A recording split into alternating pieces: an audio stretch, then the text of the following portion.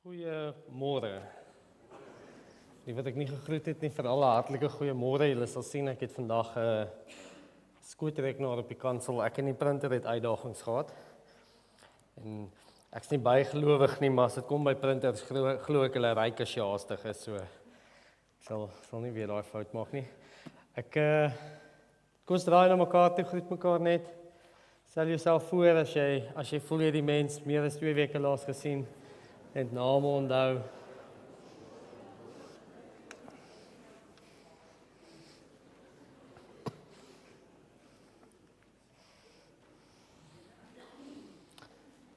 So wonderlik ook as mens so die koue daar buite voel, dan besef mens weet hoe die Here ook in beheer is en hoe ons ook seisoene in ons lewens het, net soos wat ons seisoene het daar buite. En ons vier vandag staan saam die opstanding van die Here met iemand wat 104 jaar dit al doen. Tannie Stini is vanoggend saam met ons. Toe ek hierdie week met haar kontak maak om net te sê geluk met haar verjaarsdag Vrydag, toe sê sy vir my, dis lekker om van die jong dominee te hoor. Maar ek het 'n vermoede toe Henny begin het, was hy vir haar ook die jong dominee. Want sy sê sy is in 1922 gebore. Dit wil gedoen word, ja. Sy is so anders. My ouma het gesê sy het gegaan van die Ossewaard tot die maan, maar Tannie Stini gaan tot Mars gaan, dink ek, as ek sy hou voort en dis wonderlik ook as mens terugkyk om te sien hoe die Here mens seën. Kom ons dalk 'n paar oomblikke stil. Ek gaan vra dat ons staan. Ek gaan die fotum vir ons lees na 'n paar oomblikke en dan sing ons ook staande Psalm 84 se eerste vers, hoe lieflik is die woning. So kom ons staan en dan raak ons 'n paar oomblikke stil en raak bewus van God se teenwoordigheid.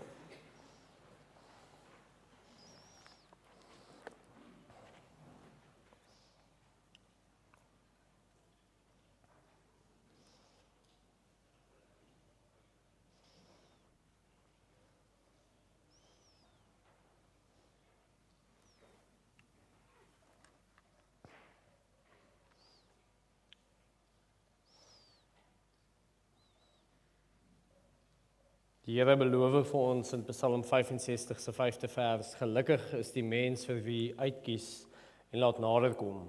Hy mag woon in die voorhowe. Ons wil graag versadig word met die goeie van die huis, die heiligheid van die tempel. En dis dieselfde Here wat ons dan ook volgend groet. En as die drie enige God sê hy vir ons genade en vrede van God ons Vader, en Here Jesus Christus deur die kragtige werking van sy Heilige Gees. Kom ons reageer dan nou ook hierop deur 3 liedere na mekaar te sing. Die eerste gaan wees Enigste Here, die een daarna is altans hoe lieflik is die woning in die hemelse Heer en Enigste Here.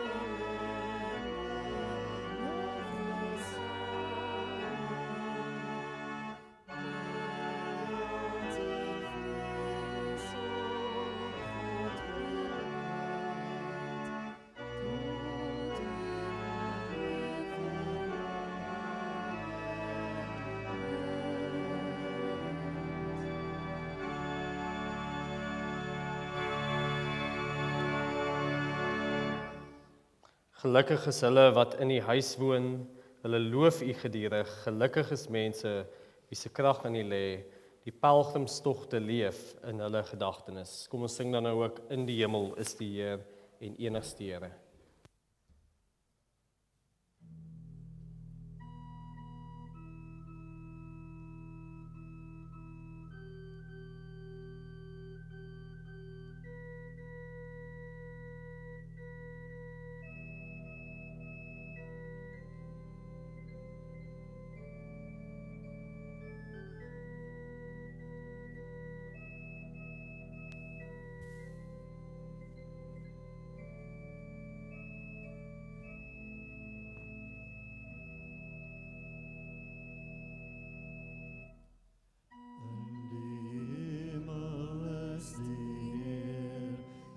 Sy glans is soos kristal, hy is die heilige van God, en hy heers oor die heelal. Daar is mag in sy woord, soos die waters ruis sy stem, soos die son op die see se blou, so die rykdom van sy troon. En aan U is die mag en die eerlikheid en krag, en aan U is die eer en die lof want U regeer.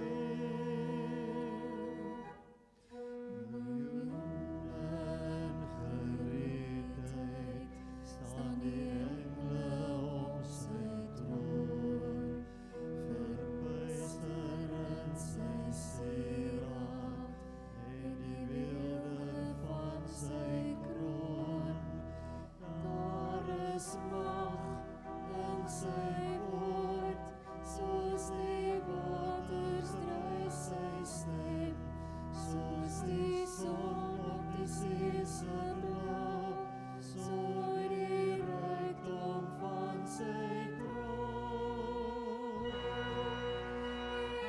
En is die mag en die eerlikheid en krag, en aan U is die eer en die lof want U regeer. En aan U is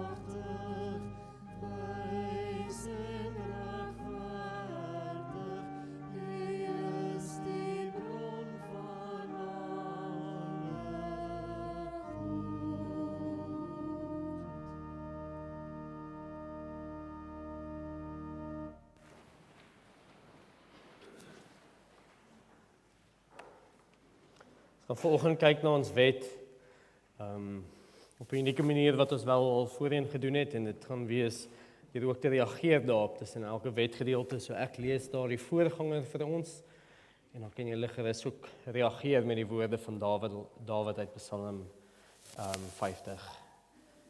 Ons lees in die wet van die Here in Eksodus 20 sê hy, ek is die Here jou God wat jou uit Egipte land uit die plek van slawerny bevry het. Jy mag naas my geen ander gode hê nie.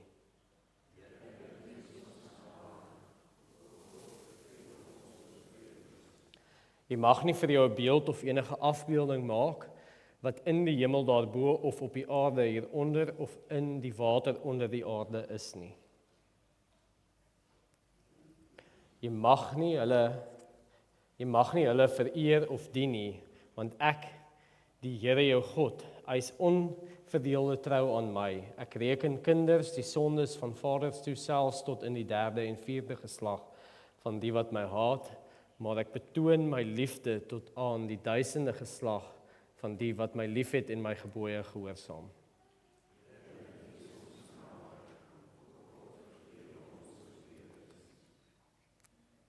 Jy mag die naam van die Here jou God nie misbruik nie, want die Here sal die een wat sy naam misbruik nie ongestraf laat bly nie.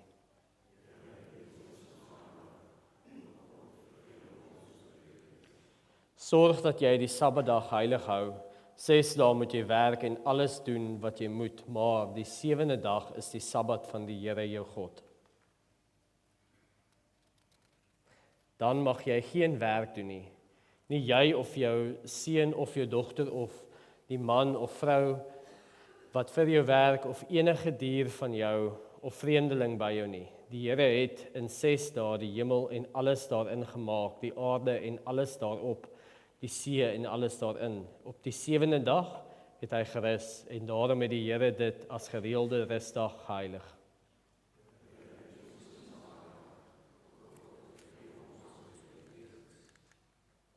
Eer jou vader en jou moeder, dan sal jy lank bly woon in die land wat die Here jou God vir jou gee.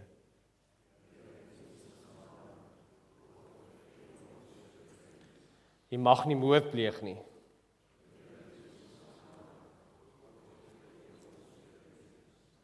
Jy mag nie egbreek pleeg nie.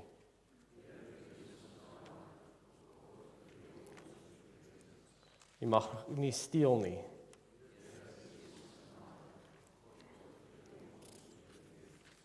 Jy mag nie vals getuienis teen 'n ander gee nie.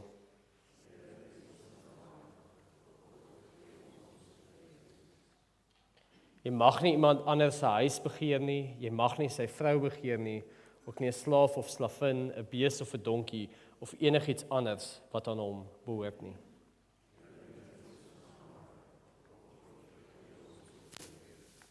Kom sluit die oë. Here, dankie dat ons voor U mag staan. Dankie dat ons ook deur die Heilige Gees mag pleit, wees ons genadig. Vergewe ons sonde, verander ons harte en rig ons oë op na U. Ons weet ons elkeen staan op ons eie manier skuldig voor U. En daarom wil ons kom bid vir U barmhartigheid. Nie op grond van omdat ons goed is nie, maar op grond van die kruisdood van die Seun Jesus Christus. Vergewe ons sondes op grond van die werk wat hy gedoen het.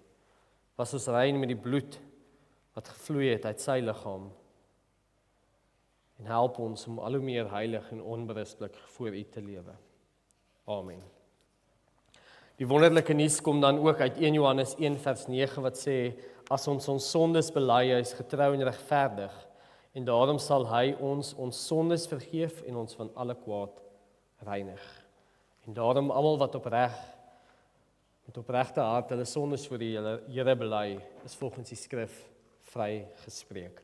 Kom ons reageer sittend op hierdie, deur te sing, Jesus rots vir my geslaan, die eerste vers.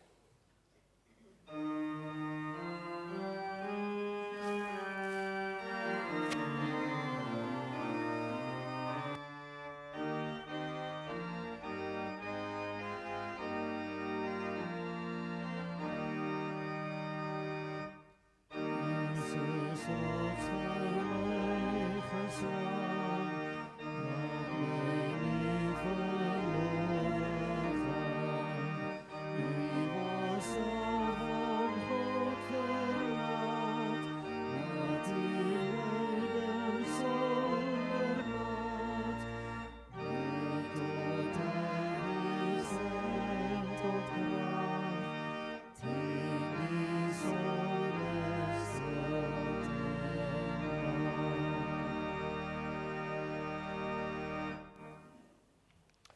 vir ons familiefokus is hier nie baie kinders vandag nie, so ek het gedink om stil te staan by iets anders.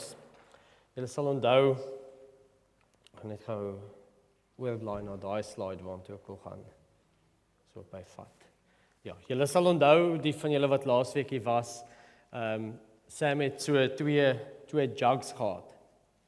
En sy het gesê, dit help nie jy probeer water drink, as jy nie eers van iewers af water kry nie. Met die gedagte dat ek en jy kan nie iets uit ons laat vloei as daar nie iets eers in ons inkom nie. En sy het die hele verhaal van Martha en Maria vir ons uitgelê waar sy gesê het hoe dit belangrik is dat ons eers gaan stil staan by die Here. En daarom het ek nogal gedink oor die vraag, wat beteken dit om stil te staan by die Here en wat beteken dit om te rus by die Here? En ons 4de gebod waarna ons reeds gekyk het, sê dit ons moet die Sabbatdag heilig. Maar wat beteken dit om te rus? Beteken dit om te rus dat ek gaan stap in die berg? Beteken dit om te rus ek gaan ry fiets? Beteken dit ek lê in? Of beteken dit iets anders? En ons katekismes wat ons bely sê vir ons, daar sou God wil ten eerste dat die woordbediening en die godsdienstonderrig in stand gehou word. So die Here het ten eerste hierdie dag uitgesit om vir ons te sê, ons moet sy woordbediening in stand hou. Maar as ons dan afgaan, ek gaan die hele gedeelte lees, ook moet ek veral op die rusdag ywerig met die gemeente van God saamkom, om die woord van God te hoor, die sakramente te gebruik, die Here openlik aan te roep, en die Christelike liefdegawes te gee. In ander woorde, ons word ook die opdrag gegee om hier by mekaar te kom, en nie net geloofsonderrig te doen op ons eie of in ons eie stilte nie. Maar die gedeelte wat ek vandag vinnig by wil fokus, is ten tweede moet ek elke dag van my lewe van my bose werke rus. En die Here deur sy Gees in my laat werk. So begin ek die ewige Sabbat reeds in hierdie lewe. So die tweede gedeelte van hierdie gebod sê die katekismes vir ons, sê dat ons elke dag moet stop van ons bose werke. En op die oog af klink dit dalk asof ons nou sê, maar as jy besig is met korrupte goed by die werk, of jy is besig met iets anders, dan moet jy nou elke dag stop daarvan, maar hierdie bose werke gaan meer as dit. Dit gaan daaroor dat ons wetens of onwetens teen die Here sondig, en daarom moet ons rus. Daarom moet ons stil word, en dis ook waar ons die Afrikaans stilte tyd vandaan kry. En omdat ons 'n familiekerk is, en alhoewel hier nie baie kinders is wat vandag ten minste hier voor is nie, wil ek 'n oomblik vat, gesels vinnig met mekaar. Wat doen dit aan ons harte, as ons elke dag rus van ons bose werke, en stil word by God? So kom ons draai na mekaar toe, gaan so 'n paar oomblikke gee en gesels net daaroor.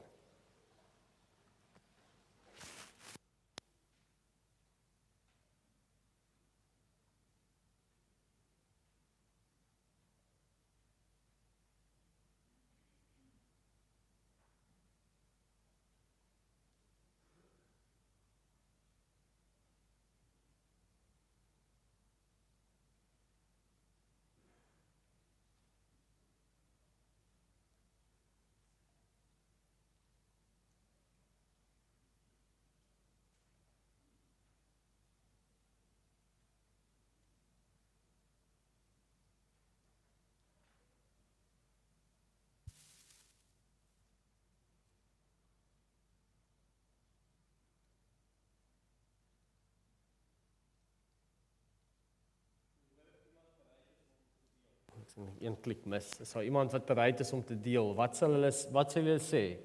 Wat beteken dit? Wat doen dit aan ons harte as ons elke dag rus van ons bose werke? Waar is skaam gemeente? Ek wonder of Tannie Stini vir ons wysheid sal deel. As sy nie hard genoeg kan praat nie, kan iemand net namens haar.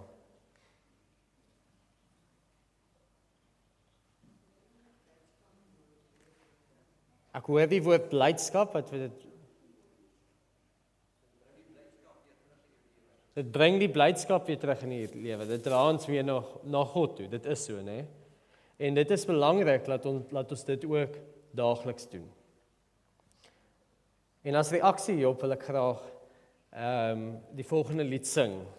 Here Jesus, ek is klein, maak U self my lewe rein. As ook 'n belydenis dat ons vir die Here sê ons het hom elke dag nodig. Ons kan dit sit en sing.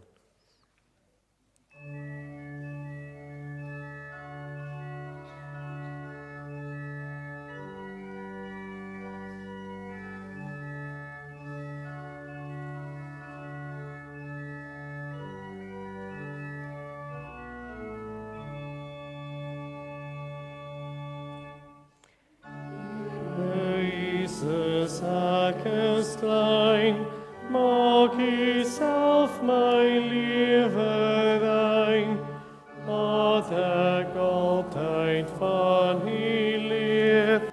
Laat ek groot word tot U eer. O Jesus, neem my. O Jesus, lei my.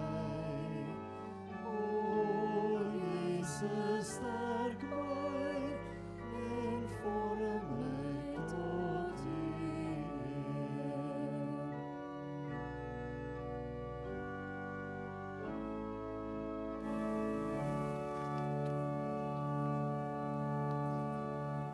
As gelowiges wat tot God se eer gevorm word, het ons ook die voorreg om saam ons geloof te bely.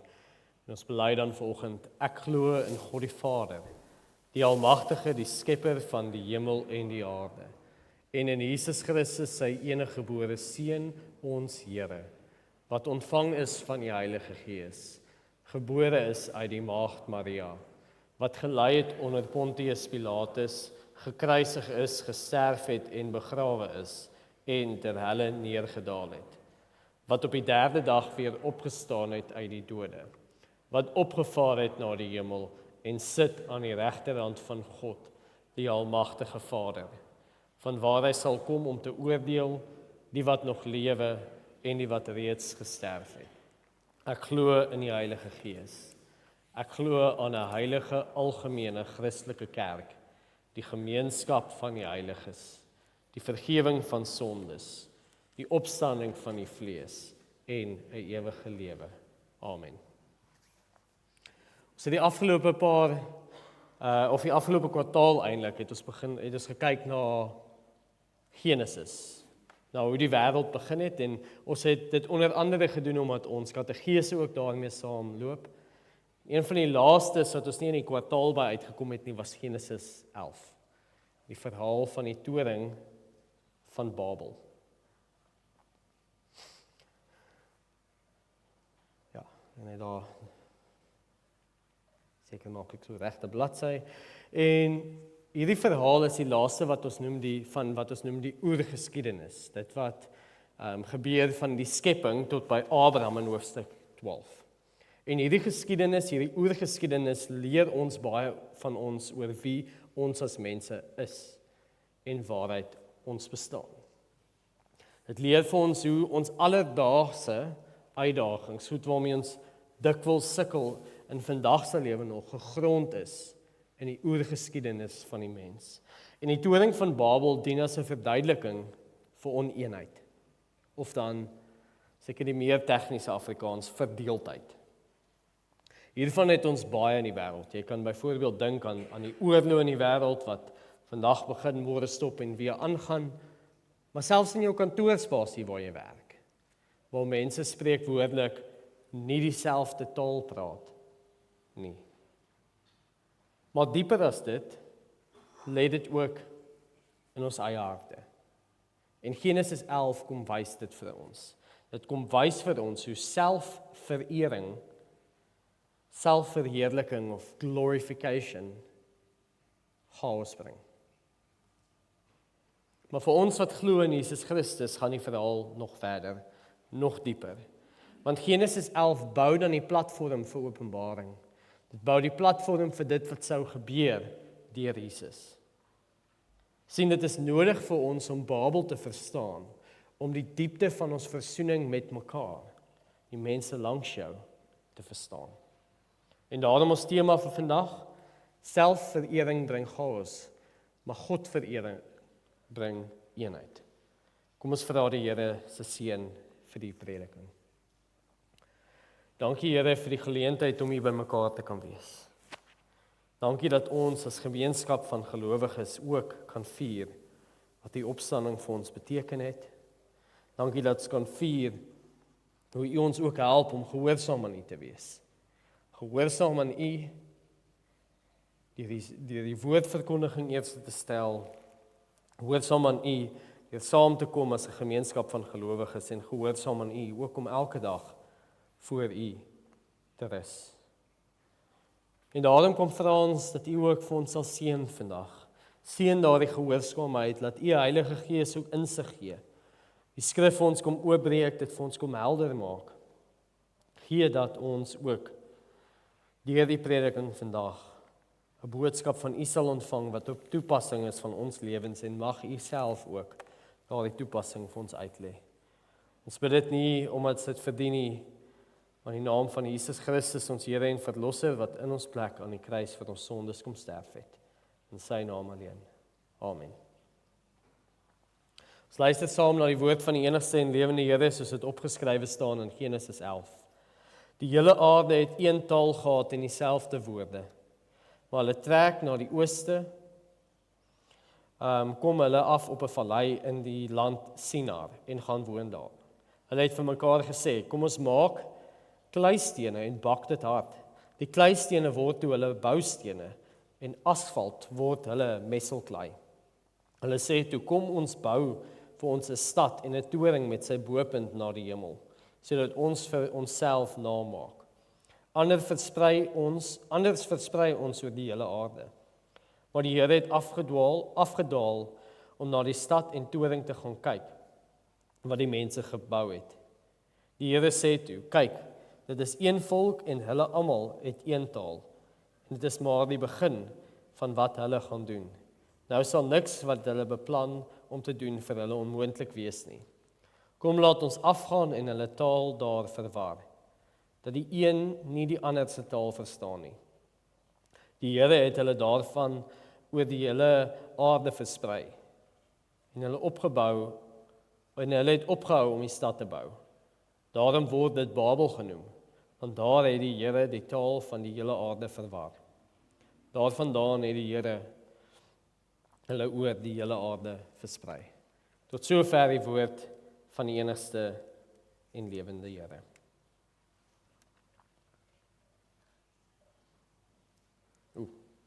Verkeerde slide hier so beet.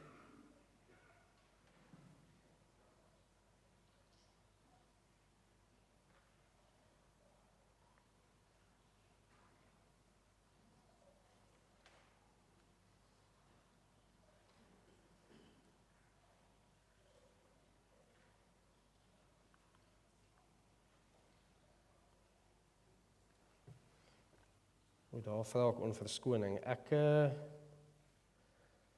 wil gou hoor of jy uit die program kan gaan en vir my gaan kyk onder eredienste vir my PowerPoint. Dan werk ons maar van 'n normale PowerPoint af. Hoopelik werk die klikker.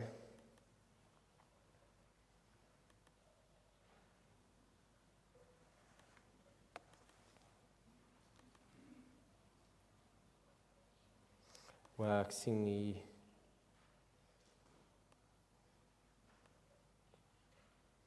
selfs daar het ek 'n uitdaging.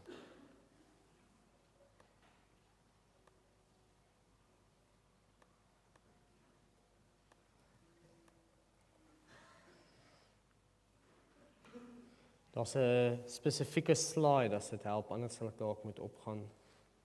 Nie kabel die nie. Wat sê 20:26:07:12 selfverheerliking. Hy is besig om op te laai en hy gaan nou daar verskyn.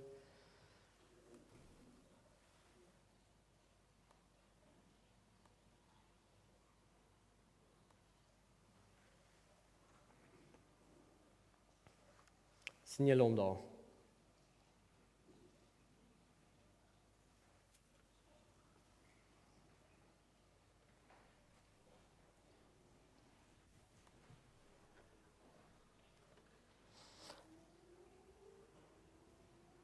Kan wel gedeeltelik aangaan. Ek het my notas daar voor my. Die gedeelte van die toring van Babel begin in die eerste vers deur ons te vertel van hoe die hele aarde een taal gehad het, wat vir ons wys dat hulle verenig was. Soos wat ons in ons beroepe ook jargon het, of slang, of afkortings, wat nie sin maak vir iemand wat nie in daardie beroep is nie, het hulle ook 'n taal gehad, wat hulle verenig.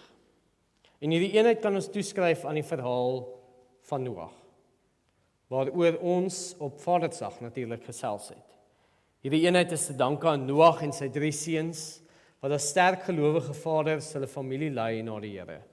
So sterk gelowige vaders vandag nog die fondasie vorm van 'n gesonde kerk, en gelowige vaders lei tot die ondergang van kerke en samelewings. En hierdie sukses lei hulle dan natuurlik, want goeie kommunikasie bring sukses, na sukses in ander dele van hulle lewe. Soos wysheid en kennis, wat uiteindelik dan lei tot die ontwikkeling van tegnologie. Hiervan lees ons in vers 3, dat die mense begin om bakstene te maak. In plaas van modderhitte te bou wat onstabiel is, bou hulle stewige bakstene. Hulle vat daardie kleigrond, hulle bak dit hard. En as jy sukkel om te verstaan hoe bakstene beter is as modderhitte, dis daar in die Afrikaanse verhaal van die 3 varkies, wat natuurlik die een het gebou met strooi, die ander een met stokke en die laaste een met bakstene, en toe wolf blaas, toe staan die huis vas. En hulle gaan dan verder. Verder is net die tegnologie, en hulle bou 'n stad. 'n Samelewing, waar mense kan saamkom en voordeel trek uit hierdie tegnologie. Maar dan is dit nie genoeg nie. Dis nie vir hulle genoeg om suksesvol te wees nie. Hulle wil 'n toring bou. 'n Toring vir naamerkenning. Maar kom julle reg daar. Amper fantasties. Dink bietjie gou aan wat die punt is van 'n toring. Die primêre rede vir 'n toring. Hoekom is die toupas in die strand so hoog? En daar gaan ons aan, ek gaan net 'n recap, is altyd goed. Die gedagte dat geloof 'n fondasie vorm, uit Noag uit 'n gelowige vader wat gehoorsaam is aan die Here. Die omskakeling en die stabiliteit van die baksteen, die tegnologie wat hulle gebruik. Dan sê hulle, laat ons vir onsself 'n naam maak. Hoekom is toupas so hoog? Hoekom word daar skyscrapers gebou? Want dit wil uitstaan. Dit wil gesien word. Ja, okay, hoe hoër die gebou, hoe meer woonstelblokke en dalk hoe beter die uitstig. Maar ten eerste gaan dit oor sigbaarheid, erkenning, status. Niemand oriënteer hulle self na die strand toe deur te sê ek ry na Leeunahof toe, of onthou hoe indrukwekkend dit gelyk het toe hulle een keer verby hierdie 3 verdieping gebou gery het nie. Jy klim nie die Helderberg en sê kyk daar's die strand en daar's Leeunahof nie, jy sien vir toupas. En dit is baie soortgelyk aan wat hier by Babel gebeur. Soos vers 4 vir ons sê, dat wil daai toring bou sodat ons vir onsself naam maak. Op die oog af, as jy dit vinnig lees, klink dit dalk onskuldig. Maar as vir langer as 3 sekondes hier by stilstaan, besef ons dat hierdie die kenmerk is van sonde. Selfverering, selfverheerliking, sodat ek vir myself 'n naam kan maak. Ek wil doen wat die beste vir my is.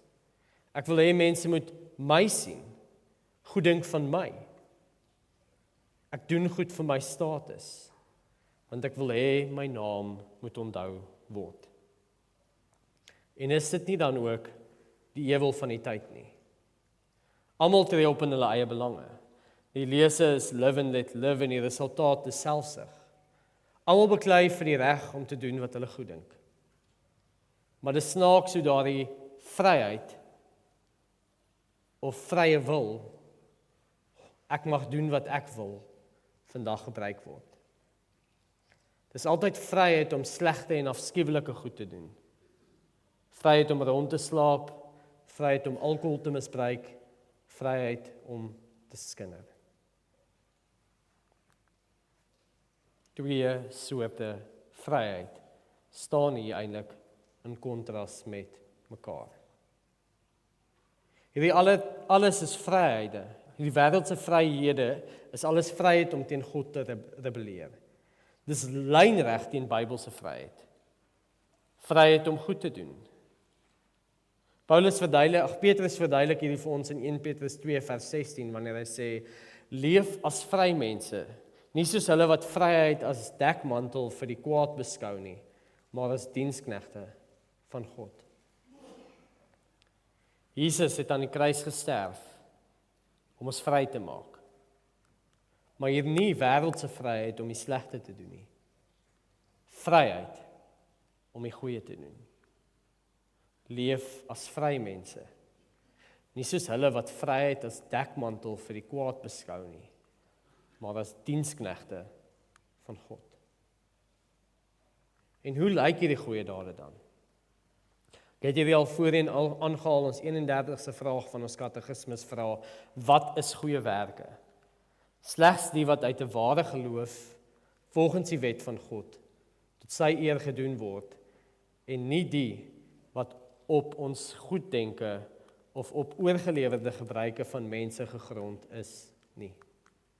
Dit wil sê, goeie werke kom eerstens uit geloof, volgens die wet van God, wat ons vroeër vandag in die diens gelees het, en belangrik, dit is nie vir ons eie naam of eer nie, soos wat die toring vir Babel was nie, maar tot eer van God.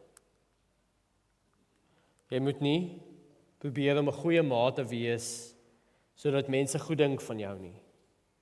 Jy moet 'n goeie ma wees, want jy getuig van God wat sorg. Jy moet nie groot kontrakte onderhandel, sodat mense kan sien hoe bekwaam jy is nie. Jy moet daardie groot kontrakte teken en onderhandel, want dit getuig dat wysheid begin by die dien van die Here. Jy moet nie 'n goeie rekenmeester wees, sodat mense sien hoe akkuraat jy kan wees nie. Hoe fyn jy kan wees nie. Jy moet 'n goeie rekenmeester wees, want God, dit getuig van hoe God die wêreld ordelik geskep het en ordelik onderhou. Kom ons raak 'n paar oomblikke stil en dink bietjie hieroor na, en die vraag, waar in jou lewe kan jy meer vir God die eer gee?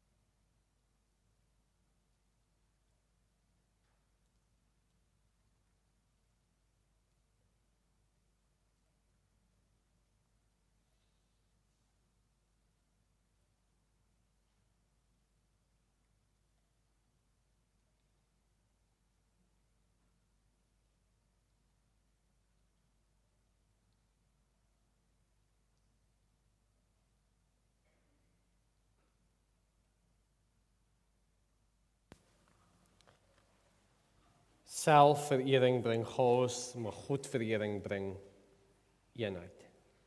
God reageer dan hier op die toring van Babel met straf.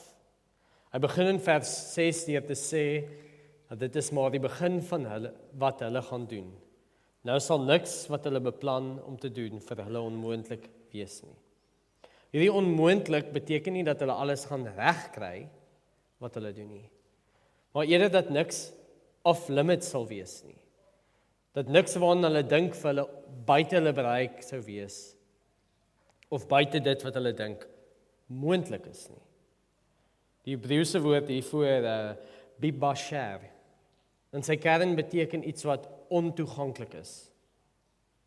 En daarom sou die mens wat hierdie selfverheerlikende toring bou, dink dat alles denkbaar toelaatbaar is. Alles denkbaar toeganklik is. En dit is waaroor ons gepraat het. toe ons gesels het oor die anatomie van sonde. Van twyfel, verbeel, begeer en doen. Met ander woorde, as jy daaraan kan dink en dit begeer, dan mag jy dit doen. Dis toelaatbaar, dis toeganklik. En 'n beeld hiervoor wat ek het, is 'n middelmannetjie. Verbeel jy ry in ou St. Lauries pad, of jy ry dalk op Main Road of die N2, en jy sit kop aan kop in verkeer vas. En as jy in hierdie verkeer sit en jy kan nêrens gaan nie, later dan stap jy horlosie aan 10 minute, 20 minute en daar's niks beweging nie. En jy sit met 'n platkar soos 'n Chevy Spark of 'n Volkswagen Polo, dan is jy vas. Dit voel asof dit vinniger sou wees om te loop en terselfdertyd is die pad aan die ander kant van die middelmannetjie leeg. En die ergste is as jy jou kar kon optel oor daai middelmannetjie, sou jy of aan die verkeerde kant kon ry of 'n agterpaadjie huis toe vat. Daardie middelmannetjie is wat ek noem ontoeganklik, ondenkbaar, onmoontlik. Jy dink nie eers daaraan dat jy oor die middelmannetjie kan ry nie.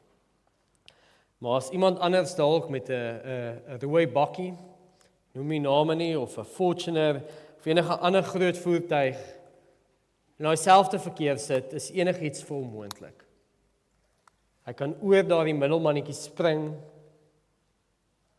en hy kan doen net wat hy wil. En dit is dan die mens van die toring van Babel.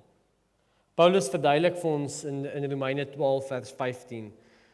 Hulle wys duidelik dat die uitvoering van die wet in hulle harte geskryf staan, maar hulle gewetens bevestig dit. Met ander woorde, dit wat reg is en wat verkeerd is soos 'n middelmannetjie vir 'n Polo of 'n Chevy Spark op die hart van die mens geskryf. Maar as Babel daardie toring sou bou, sou hulle 'n rooi bakkie word, wat daardie wet op hulle hart totaal ignoreer. En dan kom God, en in sy liefde en in sy barmhartigheid laat hy dit nie toe nie. Ons drie-enige God sê vir homself in vers 7, laat ons afgaan en hulle taal verwar. En dan doen hy dit. Die mense begin dan met mekaar praat in verskillende tale. Niemand verstaan mekaar nie. En wat is die logiese gevolg daarvan? Jy kan nie saamwerk nie. As jy nie mekaar verstaan nie, hoe kan jy 'n bouprojek loods? En boonop, hoe kan jy saamwerk as jy nie saam kan bly nie? En daarom in vers 8 lees ons die Here het hulle daarvandaan oor die hele aarde versprei. En hulle het opgehou om die stad te bou. En hierdie beginsel is vandag nog waar. Daar waar mense hulle self verheerlik, hulle self vereer, is daar oneenheid, is daar verdeeldheid. In 'n besigheid waar elke departement homself dien, kan niemand met mekaar praat nie. As die finansies departement net wil spaar en die aankope departement wil voorraad opbou, dan skree die produksiebestuurder oor die bottleneck. Hy kan nie sy werk doen nie. As die sportafrigter by die skool ekstra middag wil hê en die kultuurorganiseerder 'n ekstra aand wil vat, dan frustreer dit die wiskundeonderwyser wie sy huiswerk nie gedoen word nie. En dit gebeur met my en jou ook wanneer ons God tweede stel. Ons verhoudings ly. Ons gesinne ly. Ons kerke ly. As ons nie eens kan saamstem dat ons elkeen deur God gemaak is en dat ons Skepper vir ons kan sê hoe ons lewens moet lyk nie. Hoe kan ons saamstem oor enigiets anders? Enige ander eenheid of samewerking is eintlik maar net skynbaar. Want onderliggend dien elkeen net sy eie belange. En eintlik vertrou mense nie mekaar nie. Selfs al maak hulle asof hulle doen. Want selfverering is die orde van die dag. Kom ons reflekteer hierop met die vraag, waar in jou lewe sien jy hoe selfverering oneenheid veroorsaak? Kom ons raak stil.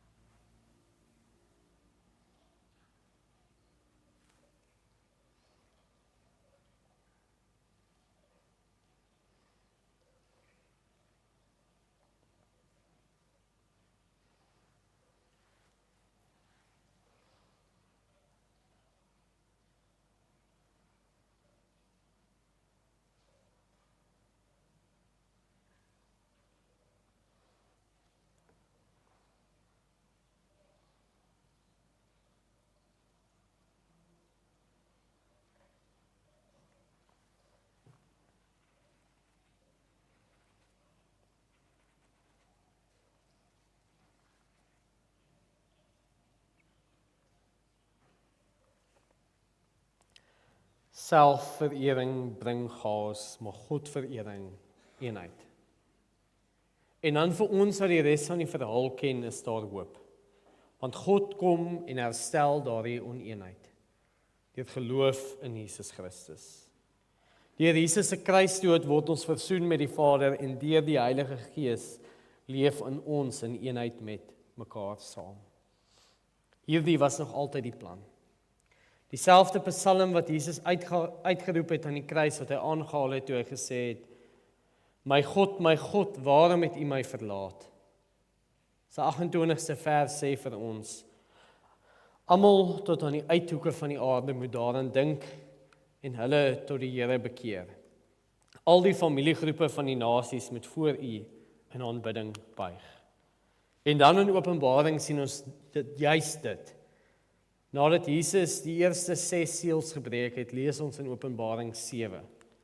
Hierna het ek gesien en kyk, daar was 'n baie groot skare wat niemand kon tel nie. Hulle was afkomstig van elke nasie en stam en volk en taal en het voor die troon gestaan en voor die lam. Hulle het lang wit stolas gedra met palmtakke in hulle hande. Hulle het met 'n harde stem uitgeroep, die verlossing behoort aan ons God, wat op die troon sit en aan die lam. En dit, waar begin dit? By Pinkster. Want daar word in verskillende tale gepraat, maar dit is nie 'n gebabel of 'n gebabbel nie. Die apostels praat nie in onverstaanbare tale nie, maar juis in verstaanbare tale. Daar is eenheid onder verskeie mense, slegs deur geloof in God. Daar's mense wat verskillende tale praat, maar deur die Heilige Gees mekaar verstaan. Hoekom is dit dan moontlik? Want die woorde van Esegiel 36 word by Pinkster vervul. Ek sal rein water oor julle sprinkel, en julle sal rein wees. Van al die onreinhede en van al julle afgodsbeelde sal ek julle reinig. Ek sal vir julle 'n nuwe hart gee, 'n nuwe gees sal ek in julle binneste gee. Die hart van klip ek sal die hart van klip uit julle liggame verwyder en vir julle 'n hart van vlees gee. So, by Pinkster word die bloed van die bulle en die bokke wat op die ark gesprinkel is, Jesus se bloed. In die Gees deur die doop word dit dan ook op ons gesprinkel. Deur daardie reiniging werk die Heilige Gees in ons, dat ons 'n nuwe hart ontvang, 'n hart met 'n wil om goed te doen. Want die Heilige Gees versag ons harte. Ons rebelleer weens die werk van die Heilige Gees nie meer teen God nie, maar stel hom eerste. En omdat ek God eerste stel, en jy hom eerste stel, en jy hom eerste stel, en ons hom eerste stel, praat ons dieselfde taal. Ons vind eenheid slegs deur geloof in God, en dankbare diens vir die verlossing wat hy vir ons gee. En dan sê die reaksie, is dit perfek? Nee. Soos wat Paulus dit vir ons in Romeine 7 stel, die goeie wat ek doen, wil ek nie doen nie, maar die kwaad wat ek nie wil nie, dit doen ek. Met ander woorde, daardie verlossing, daardie verandering sal nie in hierdie wêreld ooit volledig wees nie. Maar daar is wel deur die Heilige Gees 'n wil om goed te doen, 'n strewe na die goeie. 'n Strewe na 'n heilige en onberistelike lewe en 'n daaglike afsterwe van die ou en 'n opstanding van die nuwe. En ons moet hierdie vier. Ons moet bly wees hieroor. Die feit dat ons in so 'n individualistiese, selfgesentreerde wêreld is en ten spyte daarvan is daar mense wat glo. En ons weet hoe skaars dit is. Want baie ouers wat vandag hier sit, het ongelowige kinders. En dan meer as dit, mense wat hulle geloof uitleef. Of meer as dit, in die midde daarvan moet ons dan vier, dat daar mense is wat hulle geloof uitleef. Soos wat God dit voorskryf, deur elke Sondag kerk toe te kom. En weet jy, ons moet dit vier al sit daar 5 mense. Want in 'n wêreld wat al hoe meer sekulêr word, al hoe meer God haat, 'n wêreld wat meer as ooit tevore verskonings maak om nie kerk toe te kom nie, is daar steeds 5 mense wat gehoorsaam is aan God. En daardie gehoorsaamheid bring eenheid wat die wêreld nie ken nie.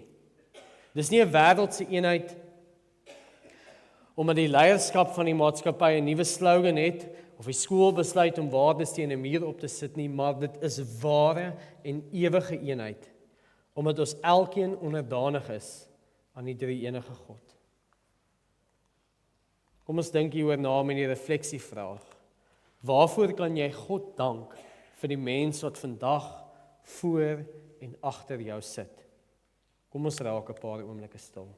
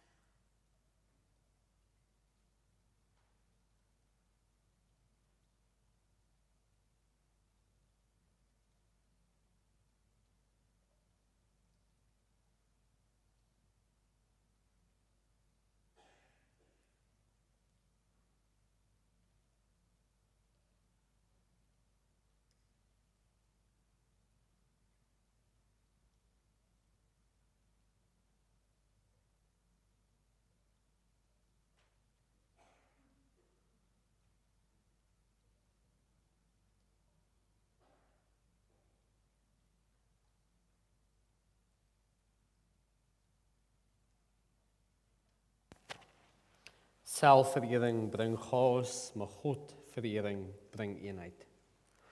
Die geskiedenis van die toring van Babel openbaar die diepste anatomie van die menslike sonde. Die oordrang na selfverering wat teen God rebelleer. Waar mense verenig om hulle self 'n naam te maak en hulle eie belange bo God en sy wet te stel, volg daar onvermydelik kosmiese chaos en verdeeldheid. Tog laat God nie die mens totaal oor aan sy eie sonde nie. Wat by Babel in oordeel verstrooi is, word deur die bloed van Jesus Christus en die uitstorting van die Heilige Gees by Pinkster herstel. Ware, ewige eenheid is 'n bonatuurlike gawe wat gevind word wanneer die vleeslike hart van klip verwyder word en die sondaars uit elke stam, volk en taal in onderdanigheid voor die troon van die Lam buig. Godverering alleen bring ware eenheid.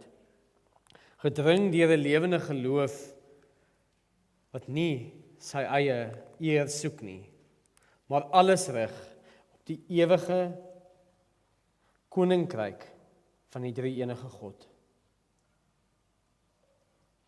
Hiervan getuig ons deur vandag saam in die kerk te wees.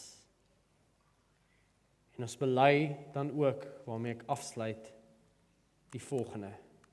In die Heidelbergse Katekisme se 54ste vraag. Wanneer ons sê, ons glo dat die Seun van God uit die hele menslike geslag vir hom 'n gemeente wat tot die ewige lewe uitverkies is, deur sy gees en woord in die eenheid van die ware geloof van die begin van die wêreld af tot die einde toe vergader, beskerm en onderhou, en dat elkeen daarvan 'n lewende lid is en ewig sal bly. Gaan vier hierdie eenheid. God alleen verenig en bring ware eenheid. Gaan Vier hierdie eenheid met God en medegelowiges in jou alledaagse lewe. Ek gaan 'n paar oomblikke gee van stilte, net ook al bo gee, dat jy uit die PowerPoint uit kan gaan in 'n nuwe program.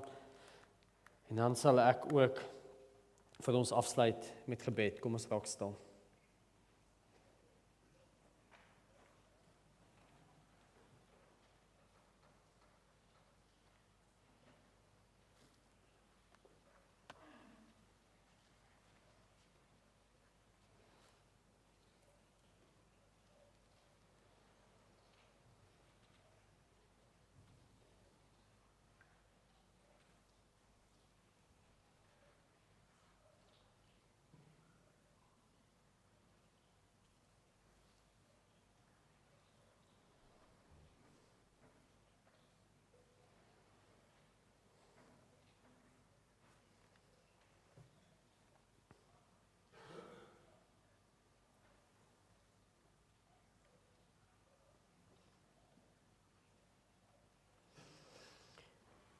Dankie Here vir die voorreg om hier by mekaar te kan wees.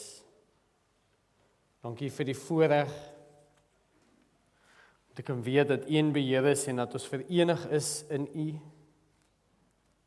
Ek wil vra dat U ook die een sal wees wat hierdie gemeente verenig en lei om U te dien. Ek bid ook vanoggend mense in die gemeente wat swaar kry, dat U ook hulle sal versterk. Here, U weet wie hulle is en ek kan. Ons weet ook in ons harte van baie meer en ek wil vra dat U ook daar die verligting sal bring. Wil ek ook spesiaal dankbaarheid bied oor die huisgesin van Tannie Stini, wat vier hoe U meer as 'n eeu lank haar gelei het en ons is besonder dankbaar daarvoor. Ons bid dit nie omdat dit verdien nie, maar alleen uit U groot en heilige naam. Amen. Ek kom net daar bo help aan die regterkant bo is daar so 'n blokkie met 'n kruisie wat hopelik gaan maak dat die woorde verskyn.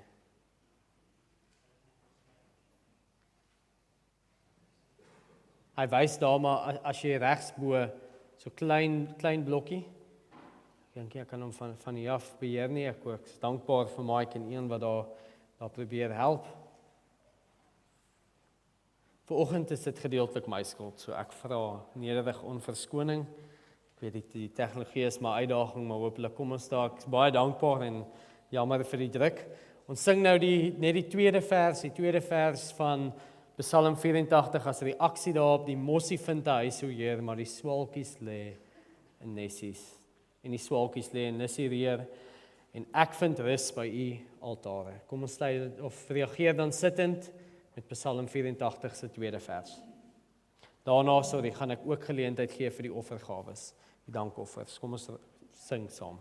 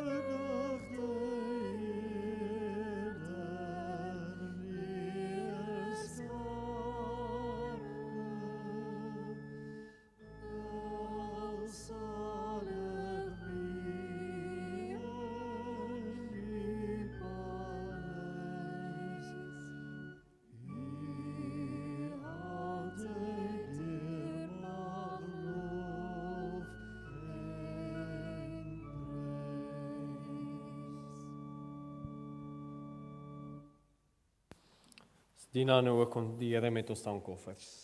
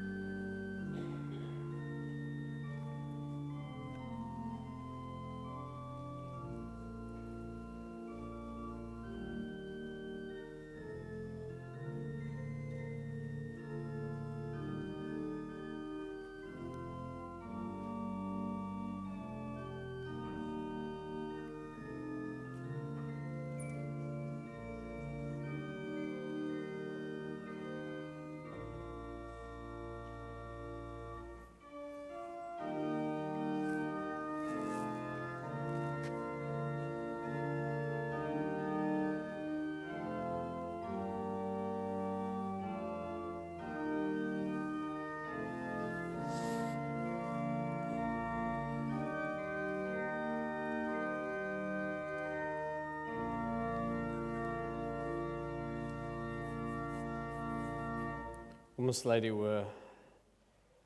Hemelse Vader, dankie dat ons uit U oorvloed mag gee. Ons bring hierdie dankoffers as teken van ons liefde en erkenning dat alles aan U behoort. Ons bid dat U hierdie gawes sal seën en gebruik tot uitbreiding van die koninkryk. Mag dit help om U naam te eer en mense na U toe te lei. Ons verby onsself ook opnuut aan U toe. Nie net ons geld nie, maar ons hele lewe. Dankie vir die troue sorg en genade elke dag. In Jesus se naam. Amen. Ek gaan vinnig net verwys na die afkondigings. Eerste ding is daar is steeds koffie. Dis baie lekker koffie. Hier langsaan kom kuier gerus saam en ontmoet nuwe mense, stel jouself voor, niemand gaan jou kwaadlik neem nie. As jy jou kwaadlik neem, kom sê vir ons, dan raas ons met hulle. Het is goed dat ons mekaar ken. Julle sal ook sien, hierso op die afkondiging is daar 'n gedeelte geskryf oor die deurkollekte wat gaan na Zimbabwe, Malawi en Mosambiek. Lees gerus daardeur. Dan baie geluk ook almal wat die week verjaar. Ek Benjamin en John Ray en dan Stefanie Schiller, dit is verjaar ook vandag. Sê vir hulle baie geluk en die res wat hierdie week verjaar. Dan ook net veral in die vakansie wil ek graag hierdie sterk uitlig. Ons is 'n gemeente wat saam bid. Ons dra mekaar se laste en vervul so die wet van Christus soos wat daar vir ons beloof word in Galasiërs 6. So daarom wil ons weet wat in jou lewe aangaan. As al blydskap is, dinge waarvoor ons dankbaar kan wees, of dan ook ondersteuning en beproewing. Al is dit net in gebed, selfs al wil jy nie jou naam opsit nie, en veral vra ons ook as jy weet van jou buurman of jou buurvrou, of dan 'n vriend of 'n vriendin in die gemeente, laat weet ons gerus, moet asseblief nie aanvaar dat ons weet, omdat ons 'n ondergrondse netwerk het nie. Maar laat weet ons asseblief die CIA, die Christelike intelligensieanties. Ja, laat weet ons. Dit is nie skinder om die kerk te laat weet as vir iemand moet bid nie. En dan ek het daai reeds genoem wie vandag verjaar, die kategesis weer die 26ste Julie. En dan natuurlik Jacques de Priester, dit verkoop baie goed. Jolandi sal bly wees as hy terugkom van verlof, maar bel gerus. Vra die carry en reis is ook daar. Natuurlik die kermis, wees maar net bewus daarvan dat ons nog koördineerders nodig het. Die familiekamp hou die datum die 28ste tot die 24ste September in gedagte. En dan natuurlik ons WhatsApp groep. Ek dink nie dat hy verskyn spesifiek nie, maar hy is wees bewus daarvan dat daar 'n WhatsApp groep is. Ons sluit dan af, ons gaan die woorde sing, alle volke klap julle hande, die ander belofte wat sê, hoe God ook die nasies weer verenig, dat is 1, 2 en 3, en dan gaan ons ook na die seën afsluit met die Onse Vader, en kom gerus na die koffie en tee langs dan, kom ons staan.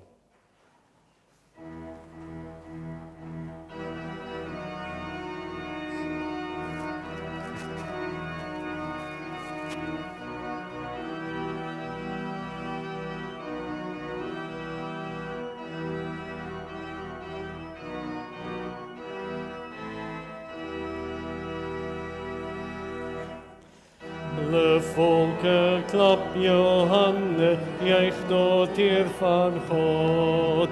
Verhef jou sê en roem sy naam in elke stad op aarde.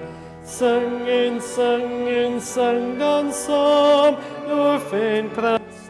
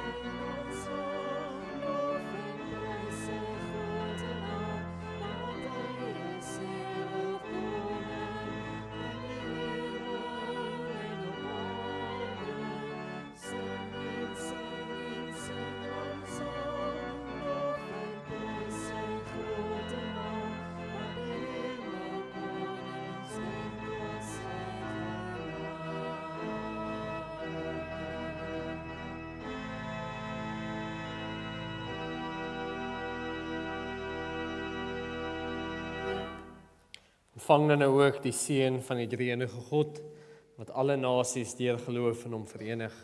Mag die genade van ons Here Jesus Christus, die liefde van God ons Vader en die gemeenskap van die Heilige Gees met julle elkeen wees tot in alle ewigheid. Amen.